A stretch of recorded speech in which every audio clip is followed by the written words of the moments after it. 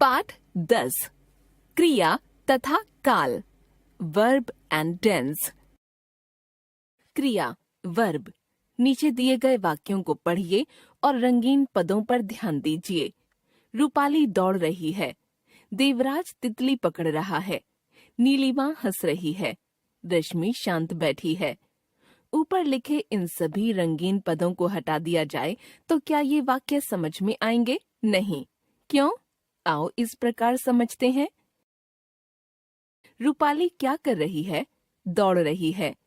देवराज क्या कर रहा है? तितली पकड़ रहा है। नीलिमा क्या कर रही है? हंस रही है। रश्मि क्या कर रही है? शांत बैठी है। ये रंगीन पद हमें जानकारी दे रहे हैं कि किनके द्वारा क्या काम किया जा रहा है। इन पदों के अभाव में उपर्युक्त वाक्य पूर्णतया अपूर्ण और निरर्थक हैं। ये पद वाक्य के महत्वपूर्ण अंग हैं। इन्हें हम क्रिया कहते हैं।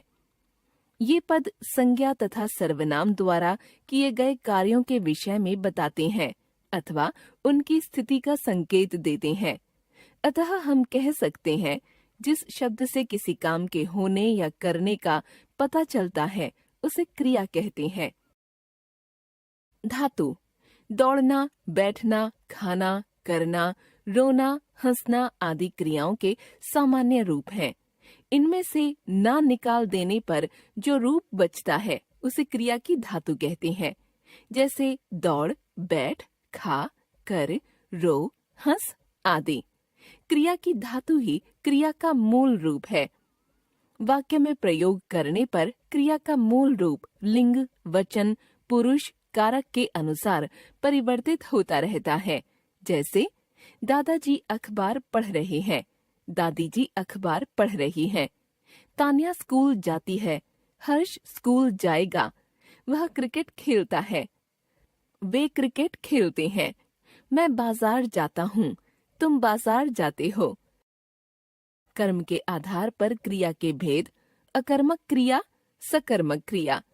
अकर्मक क्रिया वाक्य में कर्ता द्वारा की जाने वाली जिन क्रियाओं को कर्म की आवश्यकता नहीं होती उन्हें अकर्मक क्रिया कहते हैं। उदाहरण, राधिका हंसती है।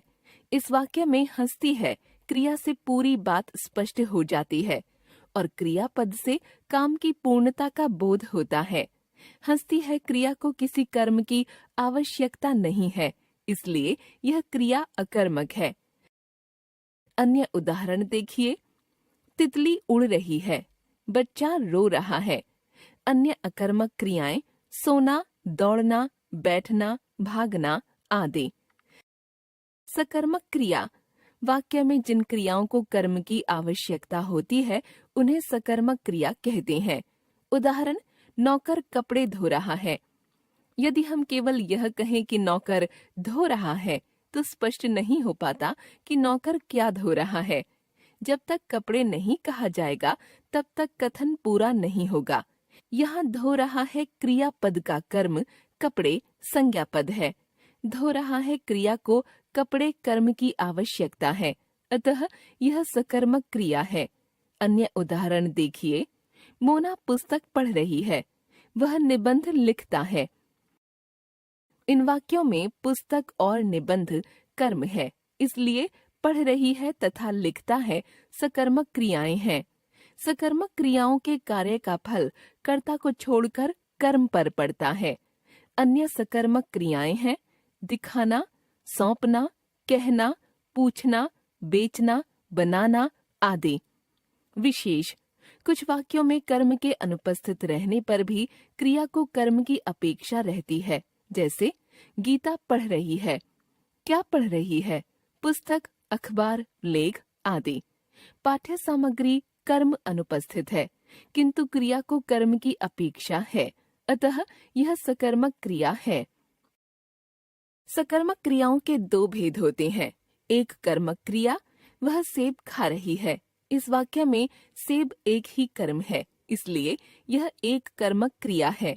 इस प्रकार हम कह सकते हैं कि जिन क्रियाओं में एक ही कर्म पाया जाता है वे एक कर्मक क्रिया कहलाती है।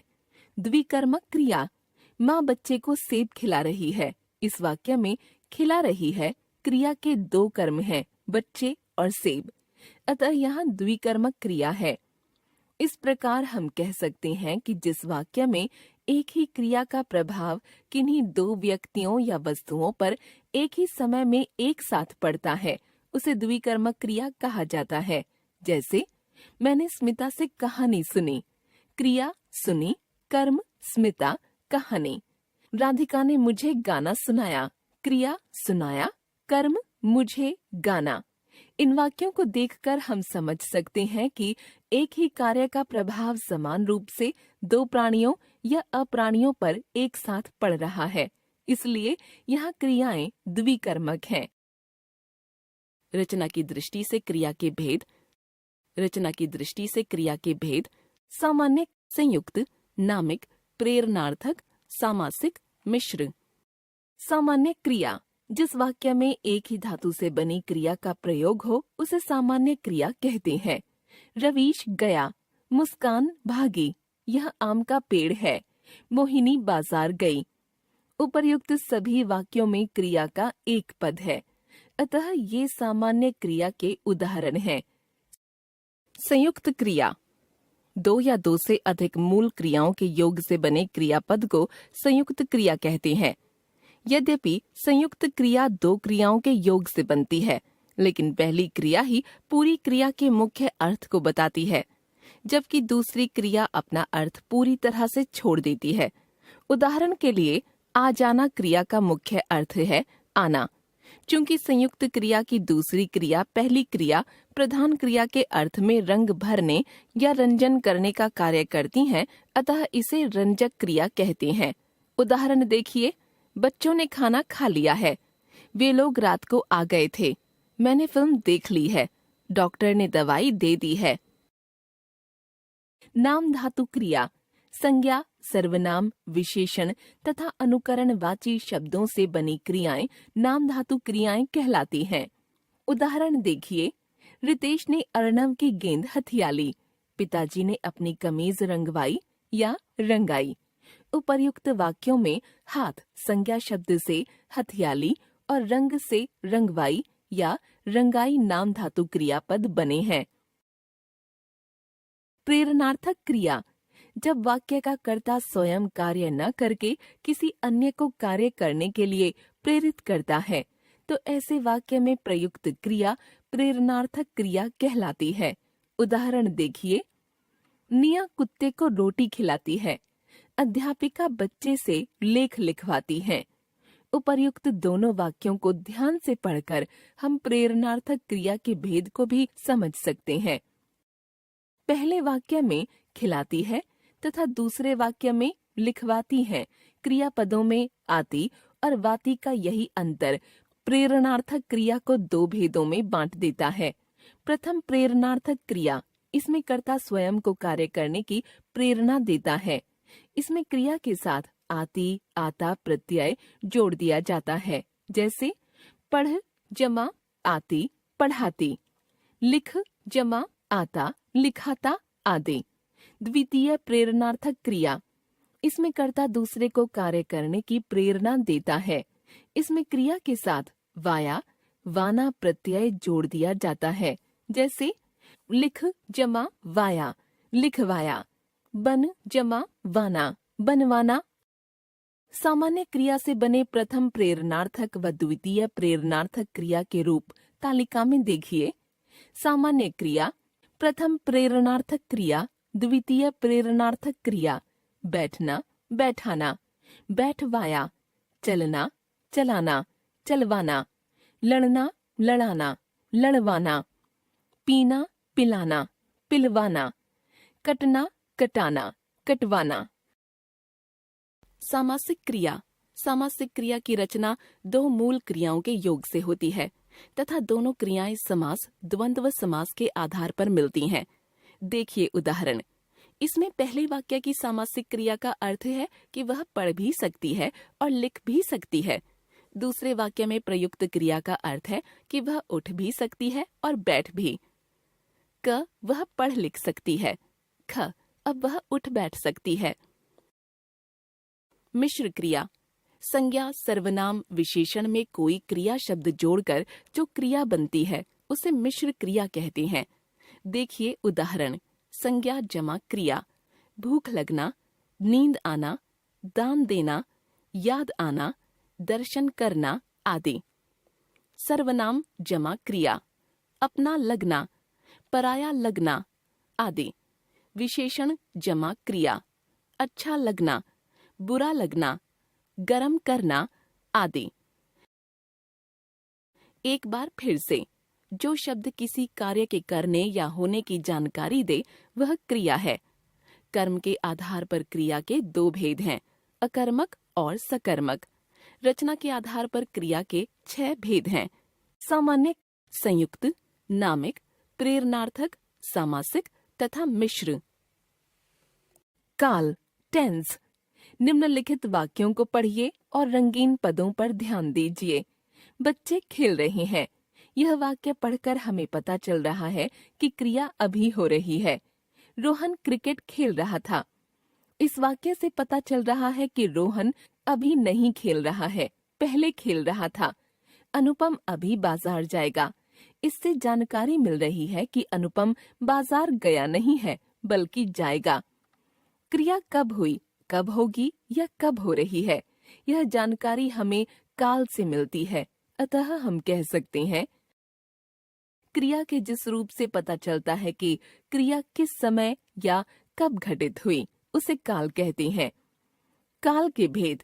क्रिया के घटित होने के आधार पर काल के 3 भेद हैं। काल के भेद, भूतकाल, हो गई, वर्तमान काल, हो रही है, भविष्यत काल, होगी। भूतकाल। क्रिया के जिस रूप से उसके बीते समय में होने का बोध हो, उसे भूतकाल कहते हैं। इस अनुच्छेद को पढ़िए और रंगीन पदों को ध्यान से देखिए। स्नेहा भी हैजा की चपेट में आ गई और कुछ ही दिनों में बीमारी ने उसके शरीर को अधमरा कर डाला। उसका बिस्तर से हिलना डुलना बंद हो गया। इलाज का भी उस पर कोई असर नहीं हो रहा था। वह खिड़की से बाहर देखती रहती थी। ये रंगीन पद भूतकाल को दर्शाते हैं। भूतकाल के 6 भेद होते हैं। भूतकाल के भेद, सामान्य भूतकाल, अपूर्ण भूतकाल, आसन्न भूतकाल, संदिग्ध भूतकाल, पूर्ण भूतकाल, हेतुमत भूतकाल। सामान्य भूतकाल। जब क्रिया सामान्य रूप से भूतकाल में संपन्न हुई हो तो उसे सामान्य भूतकाल कहते हैं। जैसे सुमेन और जानसी ने मिलकर एक स्टूडियो खोल लिया। दोनों अपनी चित्रकारी की प्रतिभा को निखारने में जुट गईं। अपूर्ण भूतकाल। जब क्रिया भूतकाल में आरंभ हो गई हो पर समाप्त नहीं हुई हो तो उसे अपूर्ण भूतकाल कहते हैं। जैसे बाहर बर्फ गिर रही थी, स्नेहा खिड़की के बाहर देख रही थी, वह उल्टी गिनती गिन रही थी, उसे शाखाओं पर पत्ते दिखाई दे रहे थे। आसन्न भूतकाल। जब क्रिया से पता चले कि वह अभी अभी खत्म हुई है तो उसे आसन्न भूतकाल कहते हैं। जैसे शिक्षक पढ़ा चुके हैं, ट्रेन चली गई है, माँ बच्चे को खाना खिला चुकी है, रोहन खेलकर आ गया है। संदिग्ध भूतकाल। जब क्रिया के पूर्ण होने में संदेह हो तो उसे संदिग्ध भूतकाल कहते हैं। जैसे स्नेहा ने सूप पी लिया होगा, वह अध्यापक बन चुका होगा, उसने अब तक चित्र बना लिया होगा, उसकी पढ़ाई समाप्त हो चुकी होगी। पूर्ण भूतकाल। जब क्रिया भूतकाल में पूरी हो चुकी हो तो उसे पूर्ण भूतकाल कहते हैं। जैसे एक छोटी सी बस्ती थी, उसमें अधिकांशतः कलाकार लोग रहते थे। उस बस्ती में अनेक घुमावदार गलियां और ढेर सारे घर थे। वहां सभी लोग मिलजुल कर रहते थे। हेतुमत भूतकाल। क्रिया भूतकाल में संपन्न हो सकती थी पर हो न पाई हो तो उसे हेतुमत भूतकाल कहते हैं। जैसे यदि वह चित्र बनाता तो बहुत सुंदर होता, जानवी दवा पी लेती तो अब तक ठीक हो जाती। वर्तमान काल। क्रिया के जिस रूप से उसके चल रहे समय में होने का बोध हो उसे वर्तमान काल कहते हैं। उदाहरण, एक आदमी उद्यान में टहल रहा है, फव्वारा चल रहा है, फूलों पर तितलियां मंडरा रही हैं। वर्तमान काल के तीन भेद होते हैं। वर्तमान काल के भेद: सामान्य वर्तमान, अपूर्ण वर्तमान, संदिग्ध वर्तमान। सामान्य वर्तमान: जब वर्तमान में क्रिया के सामान्य रूप से होने का बोध हो तो उसे सामान्य वर्तमान कहते हैं। जैसे माँ रसोई में खाना बनाती हैं, दादाजी कुर्सी पर बैठकर समाचार पत्र पढ़ते हैं। अपूर्ण वर्तमान: क्रिया अभी भी चल रही है और समाप्त नहीं हुई, यह जिस रूप से पता चले उसे अपूर्ण वर्तमान कहते हैं। इसे तात्कालिक वर्तमान के नाम से भी जाना जाता है। जैसे शादी में बड़ा मजा आ रहा है, रोहिणी बहुत मधुर गीत गा रही है, लड़के लड़कियां मस्ती में नाच रहे हैं। संदिग्ध वर्तमान: जब क्रिया के वर्तमान काल में होने के विषय में संदेह हो तो उसे संदिग्ध वर्तमान कहते हैं। जैसे अपूर्व अभी भी सो रहा होगा, आराध्या नाच का अभ्यास कर रही होगी। भविष्यत काल: क्रिया के जिस रूप से उसके आने वाले समय में होने का बोध हो तो उसे भविष्यत काल कहते हैं। उदाहरण: आज नीलिमा घर पर अकेली रहेगी, मैं शाम तक तुम्हें यहीं पहुंचा दूंगा। अजय तुम्हारे साथ अपनी बॉल से खेलेगा, अभी टॉमी आएगा और बिस्किट मांगेगा। भविष्यत काल के दो भेद होते हैं। भविष्यत काल के भेद: सामान्य भविष्यत, संभाव्य भविष्यत। सामान्य भविष्यत: क्रिया के जिस रूप से उसके भविष्यत काल में सामान्य रूप में घटित होने का बोध हो उसे सामान्य भविष्यत कहते हैं। जैसे मैं एक अनोखी कलाकृति बनाऊंगा, तुम मेरे लिए एक गिलास गर्म दूध लाओगी। संभाव्य भविष्यत: जिससे क्रिया के भविष्य में होने की संभावना का पता चले उसे संभाव्य भविष्यत कहते हैं। जैसे कुछ पैसे मिल जाएंगे तो तुम्हारी दवा और फल ले आऊंगी, शायद हम फिर घाटी की ओर घूमने जाएंगे। एक बार फिर से, क्रिया के जिस रूप से उसके घटित होने के समय का बोध हो उसे काल कहते हैं। काल के तीन भेद हैं: भूतकाल, वर्तमान काल तथा भविष्यत काल। जिस रूप से क्रिया के बीते समय में होने का बोध हो उसे भूतकाल कहते हैं। इसके 6 भेद हैं: सामान्य, अपूर्ण, आसन्न, संदिग्ध, पूर्ण, हेतु हेतुमद। क्रिया के जिस रूप से उसके चल रहे समय में होने का बोध हो उसे वर्तमान काल कहते हैं। इसके 3 भेद हैं: सामान्य, अपूर्ण या तात्कालिक, संदिग्ध। क्रिया के जिस रूप से उसके आने वाले समय में होने का बोध हो उसे भविष्यत काल कहते हैं। इसके 2 भेद हैं: सामान्य भविष्यत, संभाव्य भविष्यत।